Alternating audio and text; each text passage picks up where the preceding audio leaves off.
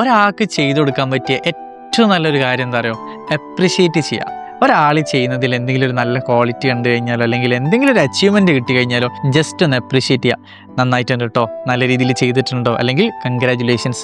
നമ്മളൊരു ചെറിയ വാചകം മാത്രമേ പറയുന്നുള്ളൂ, നമുക്കൊന്നും നഷ്ടപ്പെടാനില്ല. പക്ഷെ അയാൾക്കോ ചിലപ്പോൾ ഒരുപാട് ഹാപ്പിനെസ് കിട്ടും, ഒരുപാട് കോൺഫിഡൻസ് കിട്ടും, ഒരുപാട് വലിയ വലിയ കാര്യങ്ങൾ ചെയ്യാനുള്ള ഒരു എനർജി കിട്ടും. പക്ഷെ ഇതിന് വേറൊരു സൈഡ് കൂടെ ഉണ്ട് കേട്ടോ. ചില ആളുകളിൽ നിന്ന് ഇത് എക്സ്പെക്റ്റ് ചെയ്യാറുണ്ട്.